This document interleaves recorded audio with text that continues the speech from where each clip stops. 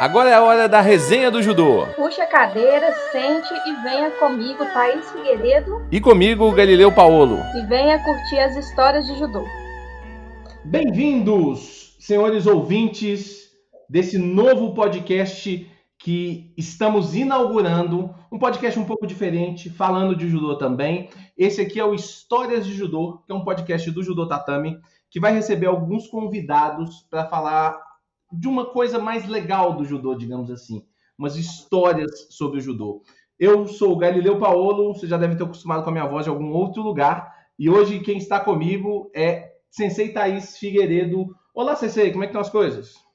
Olá, Sensei, olá a todos. Muito bem-vindos aí ao nosso novo canal de comunicação, esse podcast aqui sobre histórias de judô. Eu estou muito bem, estou empolgada, ansiosa, feliz com esse convite.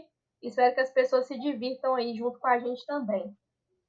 Boa, muito bom. Na verdade, vamos fazer uma combinação entre nós. Antes de eu apresentar o nosso convidado de hoje, vamos fazer uma combinação. Não vamos chamar ninguém de sensei, não, porque vai ser sensei para cá, sensei para lá, sensei para cá, uma porrada de sensei. Vamos falar pelo nome mesmo, que às vezes é mais fácil. Só na apresentação que eu vou ter que chamar de sensei, porque esse primeiro episódio não poderia ser com ninguém diferente, senão o fundador do Judô Tatame, também fundador da Liga Mineira e fundador da Liga Nacional de Judô, Sensei Galileu José de Paiva Filho.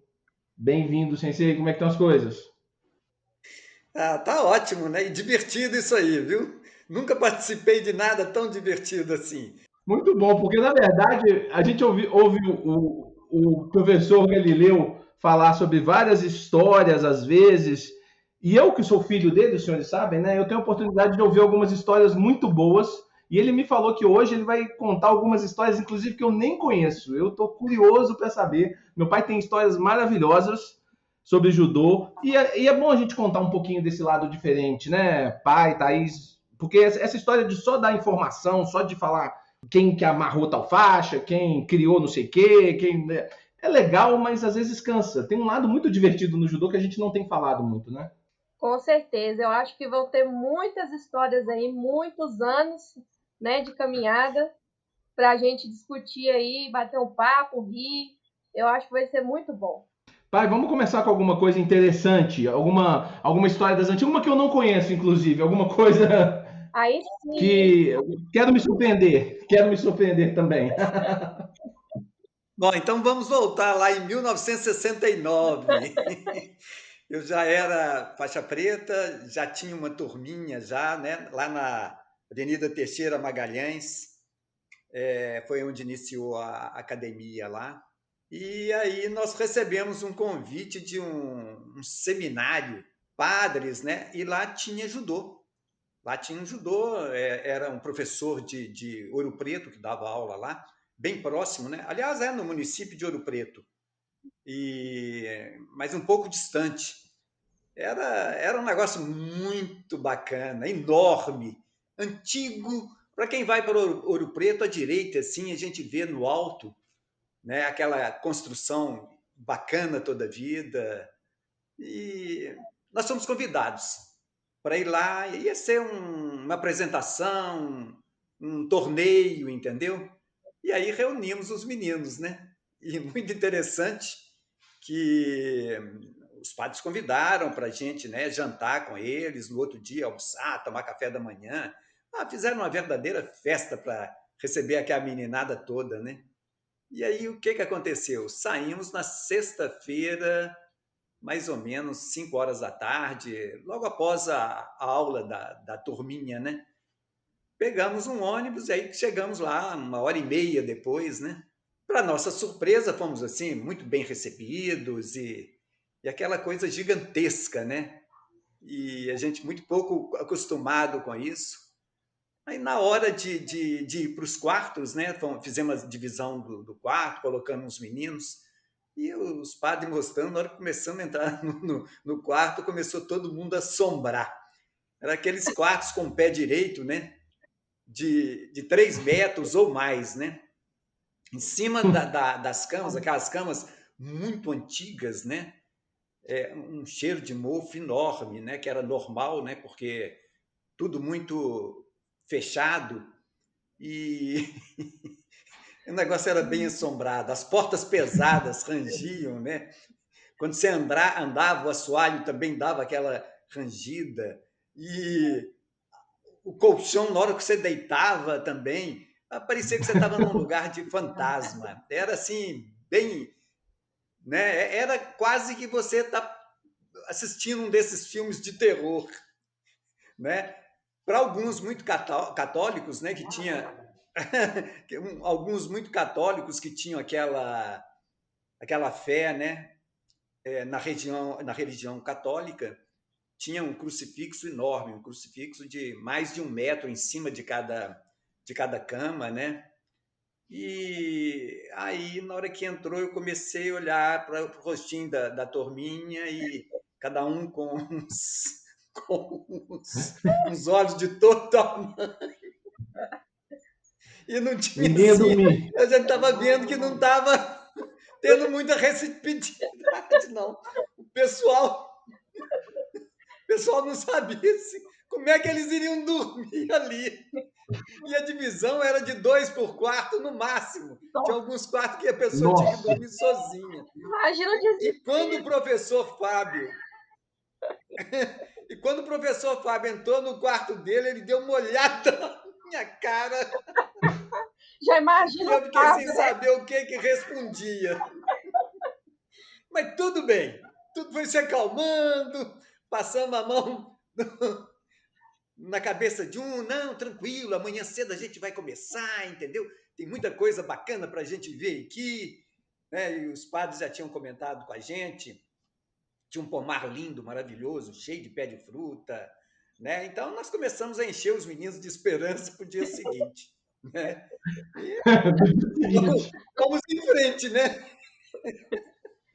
Aí, no outro dia, olha, o sol nem bem tinha saído, estava clareando. Estou vendo um sino tocando. Plim, plim, plim, batendo numa força. Mas numa força. Aí eu virei e falei assim, nossa senhora, já tem algum menino aprontando. Saí correndo do quarto. Eu estava num quarto sozinho, daí a pouco vieram mais professores que estavam comigo, todo mundo correndo. Na hora que eu chego no corredor, o sino tocando sozinho. Eu falei, meu Deus, que é isso? Aí eu falei, deixa eu chegar mais perto para me ver. Foi um terror, gente. Aí quando eu cheguei mais perto, no piso, né, que é aqueles pisos de laje muito antigo, tinha um furinho, entendeu? E aí eu vi que passava uma cordinha muito fininha no andar de baixo. Aí eu corri para o andar de baixo, falei, deve ser já os padres chamando a gente para o café da manhã. Eu fiquei imaginando isso. E aí tinha uma figura, né? Uma figura mais ou menos de uns 10 anos, pendurado no sino, puxando a corda lá. Gente, que vergonha, viu? Foi uma coisa assim que... Não era o Fábio? Era o Fábio? Era o Fábio, não, né? Não era o Fábio, não, pelo amor de Deus. Ele ia tomar um cocão, né? Não era o Fábio. Um dos meninos que tocou o sino mesmo. Tocou o sino naquele ambiente de terror. Não tinha nem... O sol nem tinha nascido ainda e aquele sino tocando misteriosamente, né? Realmente foi um caso assim, que me marcou muito. Esse menino deve ter nem dormido a noite inteira. Ficou doido. Com certeza. Eu já estava imaginando o que ele iria fazer no dia seguinte, né? Com certeza ele já chegou lá pensando, já sei o que eu vou fazer. Fábio e Dorian estavam nessa viagem os dois? Como?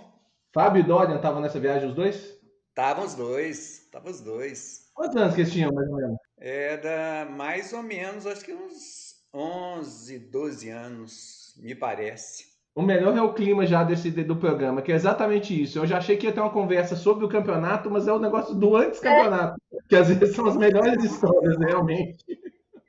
Na realidade, o campeonato não representou nada, né? Foi uma apresentação. Logo depois, uns 6 meses depois, acho que os padres gostaram muito de mim, né? Fizemos um trabalho bem bacana, aí eu fui dar aula lá. Mas isso pouco interessa, não é bem o assunto aqui da nossa... Não, a história foi muito do nosso encontro, não, né?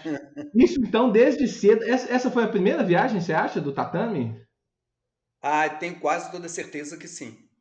quase toda certeza, porque o tatame ele foi inaugurado em 1968, foi em julho de 1968.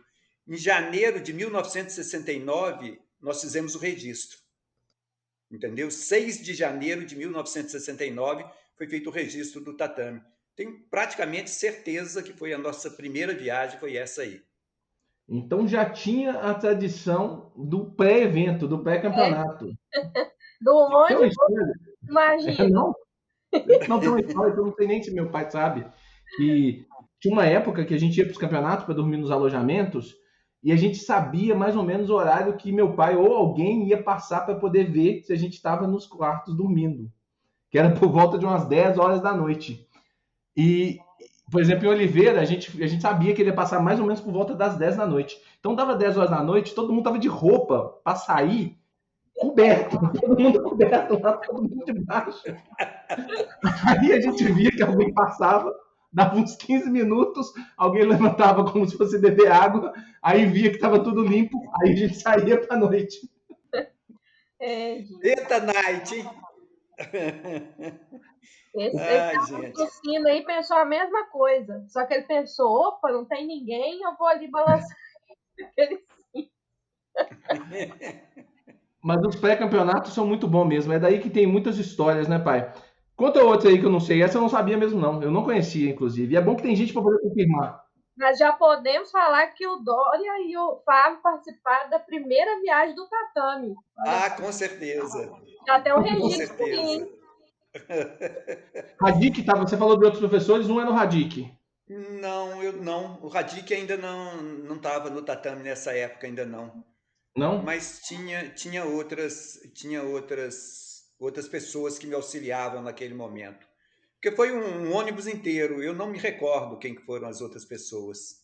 E a gente lembra do Fábio e do Dorian porque são figuras assim, né, ímpares, né? Porque a vida inteira acompanhando a gente, né? Eles começaram no judô aos 4 anos de idade, né? A dona Dorinha, a mãe dele, era minha amiga, né? Lá nos Diários Associados, na TV Itacolomi, onde a gente trabalhava, e ela bem cedinho me empurrou os dois para mim tomar conta. E foi desse jeito que, né, há essa relação até hoje. E eles já eram engraçados naquela época? Não eram engraçados, não. Eles eram capetas mesmo. Era 2 cães chupando manga. Era assim, era um negócio assim incrível, era incrível. Era difícil da gente tá fazendo um diagnóstico completo deles, né? Mas era bacana, alegrava muito a gente, né? Então, teve uma época, naquela época a gente dava umas aulas mais soltas, né? Não existia tanto rigor na lei igual era, né? Menino fazia muita bagunça, a gente colocava o menino num corredor, né? E teve um dia que o Dorian, depois que passar no corredor, ele saiu com os olhos cheios de lágrimas, ele virou para mim e falou assim comigo: "Você vai ver quando eu crescer." Eu falei: "Estou aguardando." Aliás, estou aguardando até hoje, né? 51 anos atrás, não se esqueçam. Era diferente as coisas. Ninguém faz isso agora mais, não. Mas tem uma outra ótima, né? Essa. Não, deixa eu contar uma do corredor, de corredor polonês. A gente lá no SESI, você vai lembrar dessa história, essa você sabe. Porque a gente lá no SESI, a gente treinava lá e a gente fazia um corredor polonês do pessoal que mudava de faixa dentro do vestiário, pra você não saber. E o Gilvan, irmão da Luciana Madalena, ele depois que ele passou pelo corredor polonês, ele foi lá te contar. E você suspendeu os graduados tudo. Eu, Marcão, Moacir, Marcão, Moacir. Adriano devia estar nessa, né? Adriano, Campolina, mas o Adriano e Campolina eles eram um pouco menos graduados, né? Tinha Febem, você suspendeu os mais graduados todos, eu lembro disso, claramente. Colchão estava lá? Colchão estava também, mas acho que você suspendeu os colchão não, você suspendeu os mais graduados. Mas eu, Marcão, Febem, o Moacir, tem mais algum que eu estou esquecendo também da época. Marcão vai Ah, lembrar. não lembro, não. Não lembro disso, não. Mas o corredor acontecia, viu, gente? Eu sei que os mais novos vão achar esquisito, mas agora não acontece mais, não. Mas era normal antigamente. Era uma coisa que. A cultura vai mudando, né? Mas conta outra, pai. Conta outra boa aí. Tem uma outra muito interessante, né? Eu abri lá a academia em 68 e vieram muitas famílias, né? Agregaram, né? Porque o que acontecia? O padre, a academia era exatamente atrás da igreja, exatamente, né? Era um cômodo que pertencia à igreja. Era a igreja, vinha uma quadra e aí vinha esse salão que foi cedido para o judô, né? O padre tentava ali, né? Na época, tá juntando a rapaziada, porque naquela época já corria uma droga já e existia uma preocupação muito grande das famílias, né?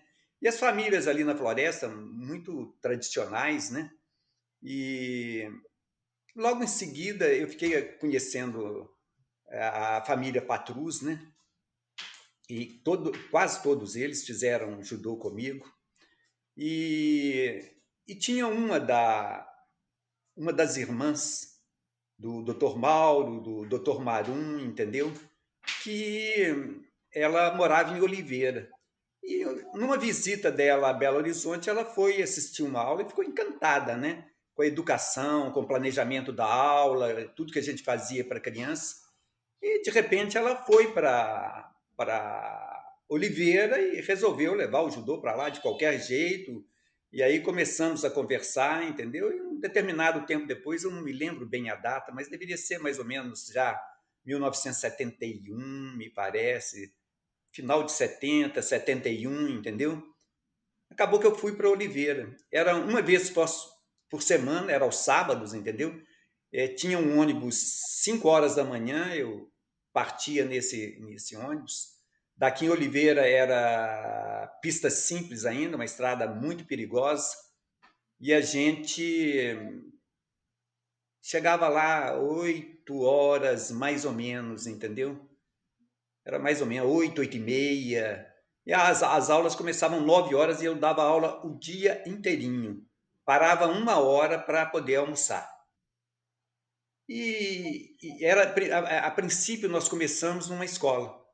Uma escola bem antiga também, bem ali na Praça Central ali de Oliveira.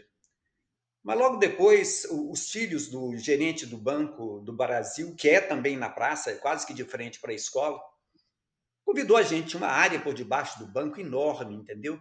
Só que essa área era um pouco exposta, entendeu? Mas era bacana. E aí nós fomos para lá. Fomos para essa escola e começamos já tinha algum tempo, né? Aí nós estávamos dando continuidade ao trabalho. Um belo dia, eu estou lá na aula já, tá tardinha já, né? Era sábados, e tinha aqueles camaradas que moravam mais no interiorzão ali, mais afastado um pouco de Oliveira, e que final de semana ia para Oliveira fazer as compras dele, né? De cavalo. E algumas pessoas entravam, né? Lá para assistir, todo mundo achava novidade, do lado da praça o negócio, né? Porque o banco ficava na frente, como a rua era descida, a pessoa entrava um pouquinho para baixo, assim, um pouquinho, já entrava dentro do judô direto. E aí, um belo dia, entrou um senhor, entendeu? De um chapéu de todo tamanho, uma bota assim, né? E eu tinha um costume bem interessante que eu aprendi com o meu sensei, né? Com o sensei Yafune, de colocar todo mundo e ir treinando com todo mundo, porque é para a pessoa assimilar uma forma de treino, né?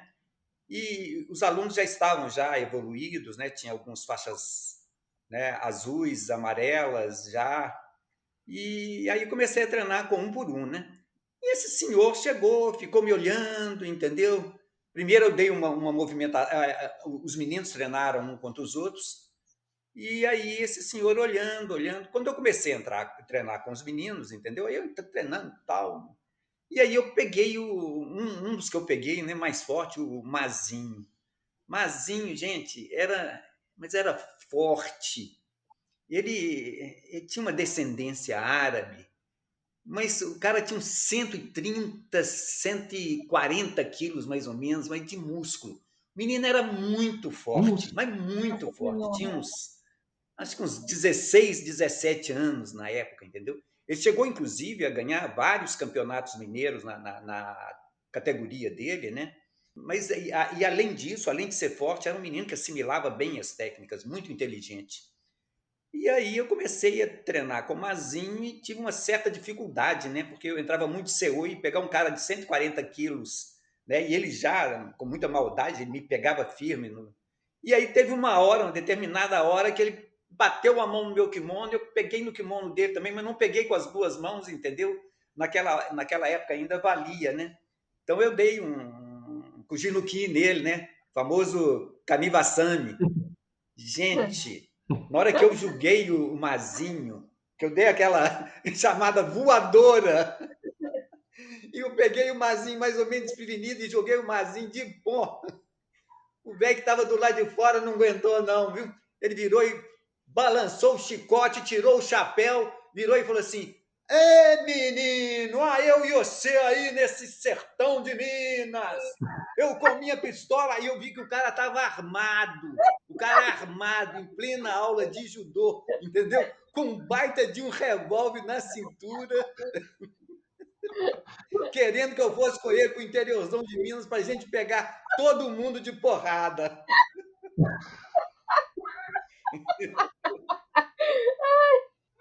Estou chocado com essa história. Imagina, ele estava fazendo uma seleção e vocês não sabiam. Então ele estava lá, o olheiro.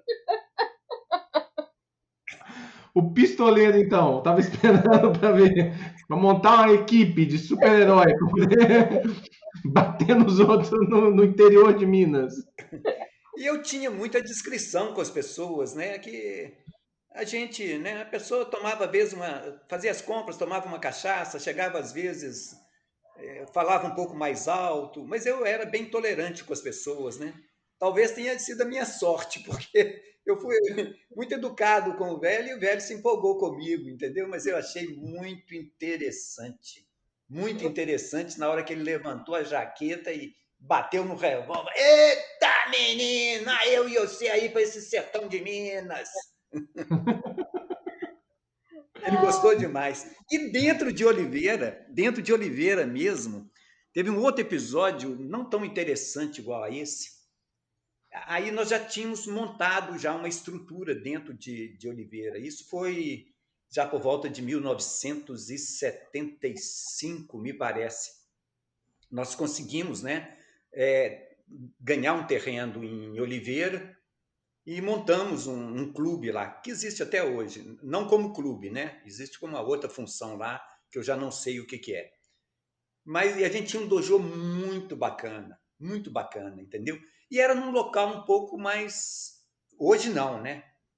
Na Avenida Maracanã, né? Avenida Maracanã, hoje a gente não precisa nem de entrar no centro de Oliveira. A gente, para ir para Carmópolis, para a própria Divinópolis, entendeu? A gente já passa nessa Avenida Maracanã, já sai numa estrada e a gente já vai direto. Mas na época era bem... quase que não tinha movimento nenhum, sabe? E estou eu lá dando aula, minha primeira aula, eu continuei no mesmo, né, dentro dos mesmos horários, né, a primeira aula de 9 horas da manhã, terminava mais ou menos 11 horas, entendeu? E estou lá na minha aula. De repente, chega um cara, olha, era exatamente na época do David Carradine, não sei se é esse o nome dele mesmo, entendeu? Que fazia o Kung Fu. Era um programa que fazia um sucesso na televisão enorme. De repente, eu estou lá dando aula. Mais ou menos na metade da aula me chega aquela figura acompanhada já de kimono, né? De judogi, já de Kung Fu, né? Aquela roupa de Kung Fu. O camarada nem olhava para o lado e tinha um camarada que era eu nem sei o nome do camarada que andava do lado dele, entendeu? E vieram os dois entrando assim, em fila, assim. Parecia que eu estava num filme chinês, entendeu? Entraram, fizeram uma saudação, tinha uns bancos de alvenaria, sentaram nos bancos e ficaram me olhando. E eu lá, né? E o camarada me olhava, o cara não tirava o olho de mim. Eu falei, ih, rapaz, Que é isso? O que esse cara está querendo comigo? Daí um pouquinho o rapaz veio, fez uma saudação para mim, entendeu? Pediu para falar comigo. Foi exatamente na hora que eu iniciei o Randori da meninada lá. E aí ele veio, me pediu, falou assim: olha, o mestre veio de longe, entendeu? Para desafiar o senhor. Eu fiquei olhando aquilo, sabe? E eu sozinho lá. Eu virei para ele e falei assim: olha, meu filho, eu não participo de desafio, não. O judô não permite muito isso, entendeu? Você fala com seu mestre, chama ele lá para conversar. Não, não, o mestre ele não fala com ninguém, não, ele só fala comigo. Eu fiquei olhando assim, eu falei assim, você fala com ele que eu não vou fazer isso, eu tenho outra aula à tarde, entendeu? Eu tenho meus compromissos aqui e eu não posso ficar aqui depois da aula para ficar fazendo desafio com seu mestre, não. Não tem jeito não, meu filho, não vai ter jeito, entendeu? Rapaz, o cara sentou lá do lado do mestre e ficaram os dois, entendeu? Aí eu terminando a aula e os dois de olho em mim, entendeu? Eu falei, pô, esses caras estão querendo me secar, sabe? E tô lá, né? Aí tal, saudação, os pais buscaram os meninos, e eu lá e os caras lá, entendeu? Aí saiu todo mundo, ficou eu e ele, entendeu? Eu falei, bom, vou ter que botar esses caras para fora daqui, né? Aí o sujeito foi e virou para mim, o cara que falava, né? Que era o comunicador. Que o outro não falava? O outro não falava de jeito nenhum, entendeu? Todo carequinha, cabeça toda lisinha, entendeu? Rapaz novo, alto, entendeu? Todo magrelo e eu sozinho com aqueles dois caras lá, num lugar ermo, entendeu? Aí, o cara falou assim, olha, o mestre falou que não vai embora se não tiver um desafio com o senhor. Quer saber de uma coisa? Fala com o seu mestre para entrar. Gente, aí virou covardia. Virou covardia. O camarada, coitado, dava dó. Eu cheguei aí até a imaginar que o camarada era meio doido, porque eu nunca vi um camarada tomar tanta porrada igual esse cara. Nossa Senhora! Ele começou a fazer uns gestos de Kung Fu assim, puxou a mão para cá, puxou a mão para lá, fez assim, já estava parecendo dançarino egípcio já, entendeu? E aí o cara veio, quando ele veio, ele já tomou um ceoi. Olha, eu não sei nem como é que esse cara caiu, eu soltei ele no ar, entendeu? Gente, mas ele foi numa altura, mas o cara era tão leve, mas tão leve, apesar dele ser alto e mais forte do que eu, mas assim, de uma inocência. Acho que o cara nunca tinha imaginado o que era. Aí eu parti para cima dele, entendeu? Eu nem deixei ele cair no chão direito. Eu já estava montado, estrangulando, chave de braço, entendeu? Aí o camarada. E aí ele bateu, entendeu? E ficou todo. Olha, gente, vocês não imaginam a cena. Isso tinha que ter sido gravado. Isso tinha que ter sido gravado. Vocês não vão imaginar uma coisa. Ele levantou, fez a saudação e veio outra vez. Aí eu falei, esse cara tá querendo apanhar é muito, entendeu? Aí foi mais uma sessão de cacetada nele, entendeu? Aí foi uns 20 minutos de treino, ele apanhando e eu batendo. Eu comecei a ficar cansado no final de tanto bater. Eu falei, o que mais que eu tenho para fazer com esse camarada? Só se eu quebrar o braço dele, né? Agora para ficar mais sensacional. Porque parecia que ele queria uma cena mais, né? Chocante, uma cena que marcasse ele pro resto da vida, né? Aí, gente, olha, o outro camarada veio, me agradeceu e o camarada não abriu a boca. Não abriu a boca. Eu não sei o nome de nenhum deles, entendeu? E aí eu fui para o meu almoço, né? Porque logo em seguida, né? 1h da tarde, eu tinha que voltar, que eu tinha mais 2 aulas, né? E o último ônibus que saía de Oliveira era 5h da tarde, eu tinha que correr realmente, né? Mas foi também uma cena bem marcante na minha vida e foi interessante, talvez não tão engraçada igual as outras, mas com um pouco até de uma coisa mais trágica, mais traumática, né? Porque, primeiro, pela situação de eu estar sozinho ali, segundo, pela insistência das pessoas, né? E foi assim um pouco triste, né? Porque depois que a gente passa e a gente reflete, né? Eu poderia muito bem ter quebrado o pescoço de um cara desse lá, porque eu não sabia cair, não sabia de nada, né? Mas e também não era questão de estar mostrando para ninguém, né? Porque estava só nós três lá dentro da academia, né? Mas foi uma situação bem desagradável essa aí, né? Mas é importante a gente conversar, pai, porque na verdade, assim, antigamente isso era bastante cultural, né? Assim, lá no início do judô, na Kodokan, sem ficar falando com esses assuntos chatos aí, mas várias vezes vários caras foram lá enfrentar os alunos de Kodokan. Isso no Aham. início, nos anos 50, nos anos 60, isso era muito comum das academias de jiu-jitsu também, né? Os desafios lá dos Gracie, não sei o quê. Isso é uma coisa mais ou menos comum da época. O Maeda, ele aceitava desafios, né? Fazendo apresentações assim. Tinha uma coisa assim, né? Até, na minha época, lá nos anos 80, anos 90, tinha uma coisa de quando os caras visitavam lá a academia, nossa, será que esses caras estão. Não tinha uma cultura assim de que vamos receber igual hoje a gente recebe, e o treino é super de boa, mas antigamente tinha umas. Não, joga na janela. Eu lembro do joga na janela, por exemplo, né? Tipo assim, ela avisava assim, a janela, é porque tava na hora de jogar, porque a janela tava lá e ia cair na janela. Não era para avisar que era para sair de perto da janela. Era porque tava perto da janela, Era que para era a hora. jogar. Tinha uma coisa assim, era um pouco diferente, assim. As pessoas que estão ouvindo isso aí, senhores, abram o coração, porque é lógico que não é o tipo de coisa que acontece agora. Mas na época isso acontecia, era comum, né, pai? Era, muito, meu filho, muito. Teve um outro caso esse já foi em Belo Horizonte, um capoeirista, que foi me procurar também com a mesma, né? Essa eu nem vou contar, porque essa foi pior ainda, né? Só faltou um birimbau, porque eu vou te contar. Outra coisa trágica, né? Então, mas quando você me fala em janela, eu me lembro, né, lá do Lutadores Unidos, quando eu iniciei lá, né? Essa é uma historinha bem curta, né? 1962, meu filho, eu era office boy da TV Itacolomi, né? Nesse local onde eu conheci a mãe do Fábio e do Dorian. Mas tinha um outro office boy que treinava lá no Lutadores Unidos e um belo dia, eu falei, estou treinando judô numa academia, você quer ir para ver? Eu falei, claro que eu quero. E aí saí, né? Fomos, logo depois do serviço, saímos nós dois, fomos para lá, né? E eu fiquei entusiasmado com o que eu vi, não tinha ninguém na família, eu praticamente nunca tinha visto judô na minha vida, né? Mas eu fiquei assim, tremendamente assim, entusiasmado, né? A academia era bem no centro da cidade, né? Era a Avenida Amazonas ali, perto daquelas palmeiras ali, né? Um quarteirão da Praça 7, né?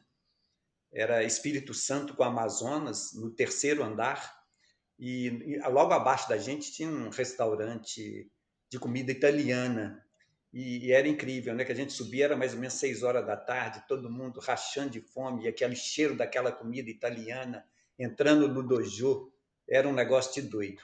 Mas o mais importante nessa data lá foi que no primeiro dia que eu entrei, né, já tinha janela quebrada, por isso que eu me lembro você me falando, né, eles jogavam mesmo, mas jogavam, né? E os tatames eram só para baixo da janela, entendeu? Só se você tivesse a sorte de cair com o pé mais para baixo, porque se o pé fosse mais para cima, se você fosse um pouquinho maior, fatalmente ia na janela, onde os vidros já estavam expostos, né? E o Izone, Sensei Izone, rapaz, naquela calma dele, naquela tranquilidade, né? Rico, mas rico, entendeu? Gerente da Caixa Econômica, já tinha ganho, acho que 14 vezes na loteria esportiva, né? Mas assim, pequenas quantias, apesar de que houve, né? E tinha mansão aqui em Lagoa Santa, onde eu moro hoje, né? Eu conheço até a casa onde ele mora, é uma casa que existe ainda, é uma casa de 2 andares, enormes, entendeu? Com vista para a lagoa, né? Hoje nem é da família mais, mas mais interessante foi o primeiro dia de aula, eu na maior inocência, menino ainda, né? 13 anos de idade, e os camaradas, não vai tomar banho, não? Eu falei, não, vou tomar banho em casa. Não, primeiro dia tem que tomar banho aqui na escola. Ah, meu. Tudo bem. Aí eu tirei o judogi assim, entendeu? E fui andando em direção ao banheiro. Vieram uns 4 ou 5 correndo atrás de mim assim, me viraram de cabeça para baixo assim, e me enfiaram num barril que tinha de água. O primeiro banho, ninguém escapava, entendeu? E eu lá borbulhando de cabeça para baixo e eles me segurando. Gente, ô cena, viu? Mas ali você se definia, né? Eu estava ainda, né, Que loucura. com o zubom, entendeu? Com a calça, né? Eu estava ainda de zubom, entendeu? De virar de cabeça para baixo, calça toda molhada, entendeu? Água no ouvido, no zóio, na boca, em tudo quanto é lugar, e os caras rindo de mim, entendeu? Mas era o batismo, e eu não entendia, mas era um batismo muito importante, porque o que acontecia com Lutadores Unidos, essa academia? Só ficava lá quem era macho mesmo, entendeu? Só pessoa, né? O Izone não precisava de dinheiro, ele não tinha academia para ganhar dinheiro, né? Ele já era um camarada super bem de vida, entendeu? Então, e ali só entrava gente boa e era um celeiro de campeões, né? Eu acho que e lá que a gente ficou, né, conhecendo todos esses, né? O Perereca, né, que é o Hilton Leão, irmão do Mário Lúcio, do Girimum, né? Mário Lúcio que faleceu agora recentemente, né? Do Radic, do Ciro Antão, todos campeões com uma grande carreira, né? Dentro do judô, né? O Marco Antônio Luciano, né? Filho do Antônio Luciano, que era um rapaz da minha época, a gente era do mesmo peso, a gente cansou de cruzar quase todas as finais de campeonato mineiro. E é bom, né, durante um bate-papo desse, as pessoas também conhecerem, né, quem foi o Sensei Edson Izone, que foi um dos grandes professores em Minas Gerais, né? Mas vamos lá. Não quero ficar falando de coisa antiga e velha, não. Tem coisa que... Nosso sensei Mugi, o Ronaldo, também é de lá, né, pai? Também. Deus o tenha. Muita gente boa, entendeu? Hoje, várias academias que a gente vê por aí começaram mesmo, a ideia começou lá dentro do Lutadores Unidos, né? São pessoas que hoje estão aí propagando judô para Minas Gerais inteiro, né?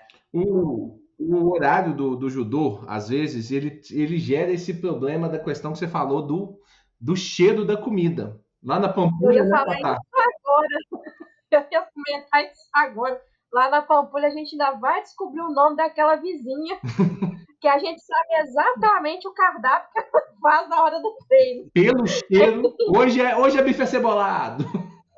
Hoje é batata, é carne cozida com batata. A gente sabe exatamente o cardápio que ela tá fazendo. É sofrido, viu? Só falta ir lá e perguntar para ela se ela não vende um marmiteczinho aí para depois do treino. Eu acho que a gente tinha que fazer isso, um pós-treino. O cheiro ele vai batendo. O treino lá é de 7 às 8h30. O cheiro vai batendo 8 horas. É a hora que o treino tá para ir para terminar. Não sei se tem cheiro antes, mas 8 horas começa a bater aquele cheirinho. É tenso. Nossa, é tenso mesmo. A gente entende. O melhor é na hora a comida tá ligada. Devia acontecer com vocês lá, né, pai? Porque vocês já deviam até saber o cardápio. Agora tá fazendo molho tal. Agora, hoje é bolonhesa. E era um cheiro muito forte, entendeu? E todo mundo varado de fome, né? Muita gente saía dali, entendeu? E já descia já direto pro restaurante, né? Nós não temos essa chance lá na Pampulha, não. Não. Camarada já descia para dar um reforço, né? Já para... Era bem legal. Já complementava ali, né? O carboidrato ali já. Já, reposição do treino, pô. Exatamente. Mas o mais interessante lá é que muita gente, né? Era uma sala, quando eu iniciei, era uma sala de 3x3. Não tinha por onde você fugir, não. Então, eles falavam muito que lá dentro do Lutadores Unidos, os camaradas ficaram bons, porque não tinha para onde correr. Você está entendendo? Você pegava no kimono, era um judô mais estático, entendeu? Não era um judô de muita movimentação. E você ficava preso praticamente entre 3 paredes e uma porta. A outra... Não tinha como escapar da janela, né? Não tinha jeito de fugir para lado nenhum, não, entendeu? Ou você pegava o cara que estava na sua frente, ou então ele te pegava, né? Então, era muito interessante. Toda vez que eu escuto 3x3, eu fico completamente horrorizado. Completamente. Eu toda vez... É muito pequeno. Mas as Nossa! salas, o prédio tá lá para qualquer um ver. É só subir no terceiro andar. É a última sala à esquerda, entendeu? Aí, mais para frente um pouco, entendeu? Uns 5 anos depois, né? Izone era, olha a mão de vaca que eu vou te contar. O cara era terrível, né? Isso é rico. Quando ele convidava a gente para jantar, o prato era dividido por 3, 4, você está entendendo? Descia aquela cambada de faminto atrás dele, né? Aquela turminha, todo mundo atrás dele, e era dividido o prato. Ronaldo é que contava isso muito para a gente, né? Porque Ronaldo era vizinho do Izone, morava de frente. Então, todo dia ele tinha que pegar carona com o Izone depois, e ele conta dessa alimentação. Mas na minha época já era assim, né? Porque Ronaldo, na época que eu tive no Izone, Ronaldo ainda não frequentava lá, ainda não. Então, a sala está lá, para todo mundo ver ainda, que vocês veem que vão ser 3x3. Mas aí eu voltei uns 5 anos depois, ele alugou uma outra sala antes, e aí ele conseguiu fechar um corredor para ele. Quando a gente entrava na academia, a gente entrava primeiro no corredor, tinha uma primeira sala à esquerda e a outra no fundo, que era a mais antiga, que era a sala da chacina, né? Então, e onde tinha o banheiro, o famoso banheiro, né, desse banho sensacional, um banho com todo conforto, né? Cabeça para baixo. De água quentinha. Nossa! Aquela água ficava gelada, mas gelada dentro daquele barril lá. Era um tambor, né? Era um tambor de lata. Rapaz, nossa mãe do céu. E eu ficava doido para outro entrar para ver ele sofrendo igual eu sofri. Hoje eu vou assistir aí. Hoje a gente está nas nuvens. Mas isso tudo já era ciência, já aplicada. Muita gente em treinos avançados, eu mesmo já tive dos caras me enfiar numa tina de gelo, assim, não como batismo, para poder parar um pouco para parar a musculatura, controlar a musculatura, né? Tipo uma espécie de anti-inflamatório natural. Fazia o controle. Foi comum durante o tempo, tá vendo? O Izone era um revolucionário. Você que Ai, gente. O que mais, pai? Acho que dá tempo de mais uma. Olha, a história aqui é que não falta, meu filho. Eu tenho uma história do segundo campeonato, o primeiro campeonato juvenil brasileiro foi em Minas Gerais, 1966. 1966, entendeu? Foi o primeiro campeonato brasileiro juvenil, foi no Minas Tênis Clube.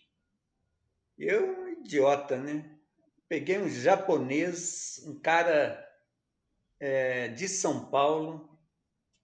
Naquela época era só o campeão de cada estado que ia, né?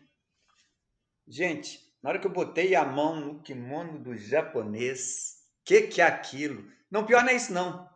O japonês, sabe aqueles óculos fundo de garrafa? Mas o cara era ceguinho, entendeu? Foi avisado por árbitro, entendeu? E aí o árbitro conduziu o cara até pegar no judogi, me explicou e deu Hadime batendo em nós dois, entendeu? E naquele momento, você sabe, me deu uma sensação de dó. Eu falei assim, poxa, sabe aquela coisa que bateu assim em mim, assim? Pô, como é que eu vou lutar com um cara cego? Como é que eu vou julgar esse cara, você está entendendo? E aquela coisa, gente, e o camarada, ele pega nas duas mangas comigo, e eu, à vontade, pegando uma pegada de Morotê por dentro, eu falei, nossa senhora, vou jogar esse cara para tudo quanto é lado. Mas naquele mesmo momento eu estava com aquele sentimento, né? Gente, de repente o cara desapareceu debaixo de mim, me deu uma queda. A minha sorte que eu treinava muito, entendeu? E eu virava no ar. Entendeu? E eu consegui virar e a queda não foi nada. Na época não tinha Kokai, Yuko, entendeu? Não tinha nada disso, era vazar e pom. A primeira eu consegui. Aí eu falei, é assim, é? Aí eu passei a mão, vieram outra vez, botaram o japonês perto de mim, botei a mão no kimono do camarada, falei, agora você vai ver, meu filho. E parti para cima dele. Quem disse que eu achava o japonês? mas não achava, eu não sei o nome dele, entendeu? Mas o cara era muito bom na época. Eu só sei que o camarada me enfiou umas 3 ou 4 vezes no chão, você está entendendo? Numa delas ele conseguiu dar um vazário, porque eu não consegui virar. Eu caí meio de lado e consideraram lá o vazário. Eu tomei uma verdadeira surra. Mas aí, logo em seguida, em 1967, que é aí que vem a história engraçada, né? 1967, o campeonato foi em Pelotas, no Rio Grande do Sul. E eu nunca tinha andado de avião na minha vida, né? Olha, sabe aquele camarada assim que era eu. Tem até uma foto da gente aí que circula até hoje, a gente no Rio Grande do Sul, com Izone, entendeu? Tem uma foto aí que tem em alguns lugares aí, eu não sei. Eu acho que no site do Amigos do O Judô, projeto acho que Amigos do Judô. tem uma Tem. foto dessa aí, tá? E o Izone foi como técnico, porque ali daquela seleção, todos quase eram do Izone. Era eu, o Ciro, eu era o Pena, o Ciro era o leve, aí tinha o Ivan, que era o médio, tinha o Joel, que era meio pesado. Acho que da equipe, só quem não era, parece que, eu não sei se era da Uzipa ou do Minas Tênis Clube. O resto da equipe era toda do Izone. E quem tinha o maior número de atletas que ia na viagem. E o Izone, né? E eu nunca tinha entrado no avião. Aliás, eu nunca tinha passado perto de um avião na minha vida, né? Só via o avião decolando assim, eu só ficava olhando para o ar assim e falava, meu Deus, né? E aí entrei, não existia avião a jato ainda, né? A viagem era demorada. E aí nós paramos em São Paulo primeiro, aí tinha direito a um almoço, né? O restaurante existe lá dentro do aeroporto de Congonhas até hoje, né? É um restaurante chiquérrimo, né? Na época era mais chique ainda, né? Eu fiquei olhando assim, era comida para... Era comida assim para... Eu falei, meu Deus, eu nem sabia de tanta coisa boa o que eu ia comer. Bom, mas fomos para o Rio Grande do Sul. O mais importante foi lá, né? Aí, outra sessão de cacetada. O judô brasileiro era muito forte, né? Muito forte. Eu peguei um gaúcho na primeira, perdi, entendeu? Na época tinha repescagem, só que aqui em Minas eu voltei na repescagem e perdi também. Mas lá esse camarada ele perdeu. Ele perdeu logo em seguida também, acabou que eu, né? E aí depois do campeonato houve uma confraternização e teve lá eles fizeram um negócio lá para os professores para receber todo mundo. Aí tinha churrasco, tinha vinho, tinha de tudo, entendeu? E era próximo de uma praça. Quando nós saímos, estava uma quebradeira do pessoal do Rio de Janeiro, né? Pessoal do Rio de Janeiro, a equipe toda do Rio de Janeiro. Gente, aí que foi a coisa mais gozada do mundo. Cama voadora. Os caras lá do terceiro andar, jogando as camas cá para baixo, entendeu? Gente, mas aquela coisa que eu comecei a rir. Tão trágico, os camaradas jogando as camas lá de cima, entendeu? Eu falei, gente, o que é aquilo? E no meio de uma festa já tinha umas pessoas meia já bêbadas, entendeu? Mas foi muito interessante mesmo essa cena, né? Um hotel era um hotel, eu acho que o máximo dele era 4 andares e as camas voando lá de cima e os camaradas gritando, numa alegria tremenda. E eu fiquei imaginando depois onde é que esses camaradas iriam dormir, né? Eu acho que os colchões ficaram, os colchões não desceram, não, só descia as camas, entendeu? Mas muito interessante. Sei que no outro dia deu polícia, acabou dando polícia lá, né? O dono do hotel chamou a polícia, entendeu? Não, nunca soube como é que foi resolvido, mas bem, foi uma passagem na minha vida muito interessante, assim, né? E dessa historinha aí eu vou me mandar uma outra. Eu já vi os cariocas jogar as camas também, já aconteceu comigo já. Eu já vi. Do terceiro andar, inclusive, também. Inclusive. Ué, Só então que é eles jogaram no cultura, último então, dia, ué. na noite do último dia. A mesmíssima coisa. Não sei se é um hábito, não deve ser não, porque tem muitos anos de diferença. Aconteceu comigo, um dia eu conto essa Deve história ser completa. cultura, não é possível, porque... Ai, Que gente, mas loucura, gente. 1967 já tinha essa cultura já, meu filho, só para você ter uma ideia. Jogar, Eu não era nem nascido jogar e... fora. Você falou um negócio aí, o Ciro Antão, ele era leve? Não, o Ciro Antônio era meio pesado, era da mesma categoria do sensei Wilson Paulo. Ah, o Ciro que você falou era outro. Eu achei que era do Cirantão. Ah, não, o João Cirinho, o Correia. Cirinho, o Cirinho, o Cirinho. O Cirinho é dono de uma agência de automóveis em Belo Horizonte. É outro Ciro Ciro. é outro Ciro, é o Cirinho. É um que está do meu lado na foto, entendeu? Eu tinha consciência que o Cirantão era grande, então estava certo, não estava errado, não. O Cirantão era da categoria já adulto, né? Na época não era sênior, não, era adulto Entendi. ainda. Tem outra coisa curiosa também, né, pai? Você comentou aí que Minas Gerais fez o primeiro torneio juvenil. Minas Gerais também fez o primeiro torneio infanto-juvenil. Só que lá no Zipa. Você lembra, inclusive? Lembro. Né? Esse aí Você eu que foi arbitrei. um, Esse eu você arbitrei. arbitrou, você organizou, inclusive você ajudou a organizar. Eu estava na federação na época. Eu Exatamente. disputei e tal. Minas Gerais, né? Minas Gerais tinha muito essa característica, né, de apoio à Confederação Brasileira de Judô, era muito importante. Mas foi o primeiro campeonato brasileiro de judô juvenil, foi em Minas Gerais, 1966. E eu tive a honra de estar participando desse. Mesmo pegando o japonês voador lá, né? Quer dizer, quem voava era eu, não era japonês. Então, muito interessante isso aí. Mas tem muita história, né? Eu tenho uma história de um professor japonês, né? Eu já tinha transferido para os samurais, né? Isso já era. Eu era faixa marrom ainda, era 1967. 1967. Esse sensei, que eu não vou falar o nome aqui por uma questão de elegância, né? E esse sensei, ele tinha um velho costume, né? Quando eu fui para os samurais, eu já fui para ajudar nas aulas infantis. E eu entrei num mundo novo na minha vida, né?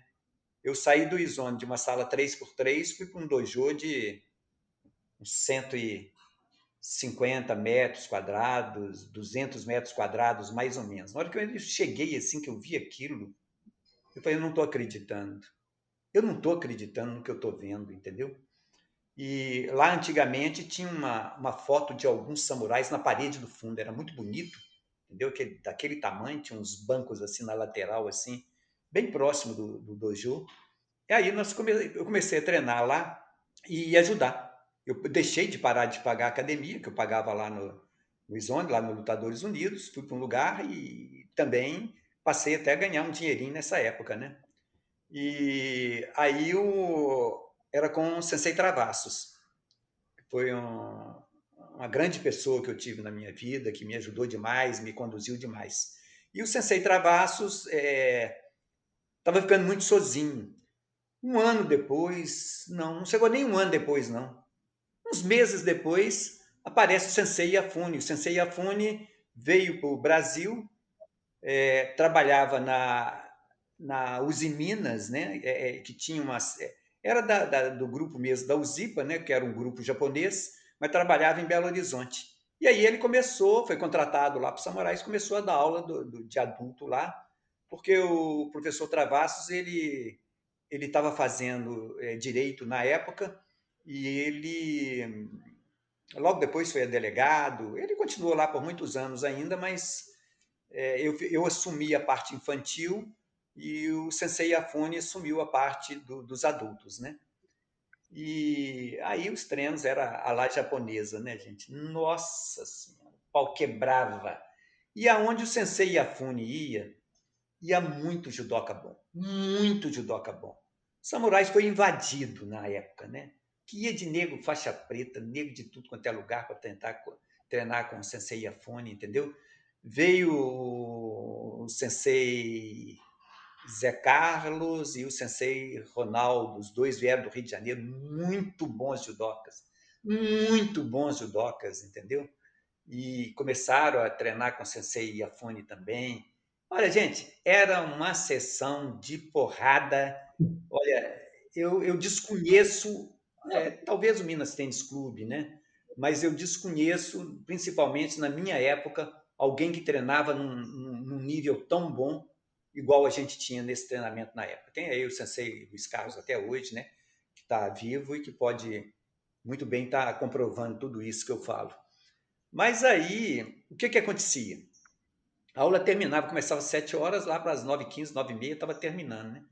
E na hora que eu ia embora, gente, aí chegava esse sensei japonês, Cara, acho que ele bebia umas cervejinhas, entendeu? E normalmente eu chegava com umas 2 ou 3 namoradas, colocava as namoradas lá, e aí me pegava, eu desde 3 horas da tarde, dentro dos samurais, sem comer direito, ele chegava e me dava uma sessão de cacetada. E foi assim, gente, Nossa mas ele me Senhora. batia. E ainda me xingava, me botava o dedo na cara e ainda me xingava. Bom, e aí você vai treinando muito, né? O sensei Jorge Medi, que era um grande exemplo disso, né? Ele vinha em Belo Horizonte de vez em quando. Tem até uma história muito bacana dele com a gente lá. Ele tinha um amor, o sensei Medi tinha um amor pelo sensei Yafune, porque quando ele treinou no Japão, quando ele ficou vários anos no Japão, ele ficou na casa dos familiares do sensei Yafune. Então, ele era de um agradecimento que, olha, era uma coisa incrível. Mas essa é outra história. Mas aí o sensei que treinava comigo, né? Me esfregava para cá, me esfregava para lá. E o sensei Medi, né? Ele tinha um aluno dele que ele também passava por esse problema. Com o tempo ele não conseguia, ele jogava todo mundo em tudo quanto é lugar, em todos os campeonatos brasileiros, era uma fera de judô na época dele. Ele teve um aluno que ele não jogava de jeito nenhum, esse aluno. Porque o camarada, cada vez que ele piscava, o aluno já sabia o que ele ia fazer. E com esse sensei eu comecei a treinar e eu adquiri isso também instintivamente, entendeu? E um belo dia, né, o treino era pau a pau, um belo dia eu enfiei ele nas costas e fui para cima dele, só que eu estava na beirada do tatame, e aí eu parei para não julgar ele lá de fora em respeito. Aí, ao invés dele, né, me elogiando, de agradecer alguma coisa, ele me deu pelo menos uns 3 ou 4 tapas na cabeça, entendeu? Tem que jogar, né? Tem que jogar, né? Ah, não deu outra. Na semana seguinte, a cena parecia a mesma, parecia replay. E aí eu joguei. Aí eu joguei ele na parede, em cima do banco.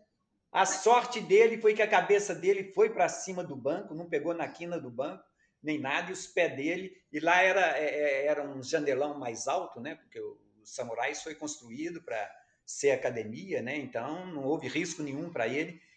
Mas eu me lembro que ele caiu com os ombros e com a cabeça em cima do banco, né? A partir daí, nunca mais eu vi o sensei. Nunca mais. O mais interessante foi esse, entendeu? Sumiu ele, as namoradas dele. E eu falei: olha, se eu soubesse, eu tinha me esforçado mais para julgar esse camarada antes, porque era a forma que eu tinha de poder descansar, né? Porque no outro dia, quem ia pegar serviço cedo era eu.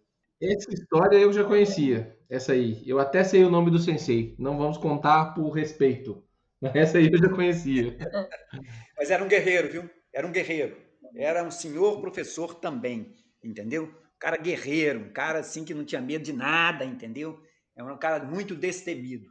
Olha, eu fui acho que, sei não, o japonês mais destemido que eu conheci na minha vida foi ele. Mas, com todo respeito aos outros senseis que eu tive, entendeu? Mas ele era destemido, ele era aquele camarada que enfrentava. Ele, inclusive, fez parte dessa segunda história, né? Que aí já estávamos todos juntos, né? Eu, o Sensei Medi, o Sensei Yafune, ele, o Sensei Travassos, todos eles, né? Que nós fomos para uma boate aí, mas essa aí eu não vou contar, não. Essa eu vou deixar aí para vocês. A próxima, que aí vocês me convidam outra vez, né? Aí vocês me convidam, Pior que essa né? outra aí eu também conheço, e essa é uma das melhores, essa é muito boa. Tinha que contar, até porque envolve esses nomes tão importantes dentro do judô, mas pode ficar para uma próxima. Gente, foi ótimo, achei muito bom. Sabe, o que é legal é que o Shihan comentou sobre ele ter viajado a primeira vez, né, de avião, e isso acontece muito, né, com o judô. Ele proporciona isso para muitas pessoas, né, até hoje. A minha primeira viagem de avião também foi com judô, né? Minha primeira viagem saindo do estado de Minas Gerais também foi com judô, né? Então são coisas que a gente vai assimilando, né? Criando essa maior empatia, né? E como que a gente cria, né? Histórias, vínculos, por causa disso, né? Eu achei isso muito legal. Estou muito feliz de ter participado aqui, de ter escutado essas histórias também. que eu não conhecia nenhuma delas. E, nossa, eu tô muito, muito, muito legal. A sua primeira viagem de avião também foi de judô, Tatá? Não sabia, não. Foi, quando a gente foi, né, pro Japão. Nossa, a sua Olha só, minha viagem. primeira viagem de avião, minha primeira viagem para fora do país foi proporcionada pelo Que judô. coisa doida. A minha primeira também foi a de judô também. Foi quando a gente foi disputar aquele campeonato lá em Vitória, pai. Ah, Foi sim. aquela primeira vez que eu viajei de avião. Lá no A convite do torneio do Paulo, ex-presidente da CBJ. o torneio do Paulinho Vanderlei, exatamente. Exatamente isso aí. Secagem, que era o nome, não era? Secagem, eu lembro eu tenho memória boa. Secagem. Centro Capixaba de Judô. Existe até hoje, né? Centro Capixaba de Judô. Mas é isso mesmo que você comentou, Tatá. Essas coisas é que acabam nos unindo, né? A primeira história de nós três, somos de 3 gerações diferentes, mas a primeira viagem nossa de avião foi de judô. E acontece com muita gente mesmo, você tem toda a razão. Essa viagem para o Japão, nós temos que contar depois com calma. Temos. Tem muitas histórias boas. Tem muita história também. Mas nós vamos ter tempo. Eu e a Tatá vamos estar aqui com outros convidados. Então as nossas histórias nós vamos contando com o decorrer do tempo. Hoje, eu acho que eu quero agradecer a presença, pai. Foi ótimo, foi excelente. Vai ter que ter outro episódio com você, porque eu lembro que a lista que você me passou de história tinha umas 10, a gente contou umas 3 ou 4 no máximo. Tem mais, meu. Então vai ter que ter mais, eu fui lembrando de mais coisa aqui, aí tem mais. E a gente só vai lembrando, né? Porque muita coisa interessante. Não, e é muito legal. É muito importante trazer esse outro lado do judô, esse outro lado mais leve, né? Porque essa pandemia serviu para a gente aprender bastante judô, né? Mas tá um pouco tenso. Acho que a gente aprendeu mais judô na pandemia do que fora da pandemia. Mas às vezes de uma maneira muito densa. Eu mesmo que faço vídeo, não sei o quê, eu sinto que às vezes é muito denso. Às vezes eu vejo no final do meu vídeo, eu tô super sério. Nossa, não, judô não é só isso. Judô tem um lado muito, muito legal das histórias. Talvez seja o melhor lado do judô, inclusive. Então acho que a ideia foi boa. Vocês que estão nos acompanhando aí, que estão escutando, deem o seu feedback pra gente. Vocês podem entrar em contato com a gente no @judotatame lá no Instagram, no Judotatame lá no YouTube, nos nossos Instagrams e pessoais, né? Tem o da Tatá. Fala aí o seu, Tatá, eu não... Meu Instagram é o @tatafígado, é meio difícil assim de conseguir escrever, tem H aí no meio. Também tem lá o Judô Tatame Feminino também no Instagram. Eu que tomo conta lá também, então quem quiser entrar em contato comigo é só procurar lá. Muito bom. E o Shihan Sensei Galileu é o presidente da Liga Nacional, vocês já sabem como é que comunica com ele. Só entrar no site da Liga Nacional, alguém vai te encaminhar para falar com ele. É a pessoa mais fácil de achar e super acessível para todo mundo, viu, gente? Obrigado, pai. Obrigado, Tatá. Eu que tenho que agradecer a vocês aí, foi muito divertido. Eu que agradeço, foi ótimo. Vamos gravar outros, gente. Obrigado pela audiência. Nos sigam aí, assinem um feed, fazem aqueles negócios todos de podcast que tem que fazer, não sei o quê, para vocês poderem estar acompanhando, que a gente vai tentando sair aí ou semanalmente ou quinzenalmente. Nós vamos tentar sair esse material que eu acho que vai ser uma outra oportunidade, uma maneira diferente de enxergar o judô. Forte abraço para todo mundo aí que está nos assistindo, nos ouvindo e até mais. Tudo de bom. Até mais, pessoal.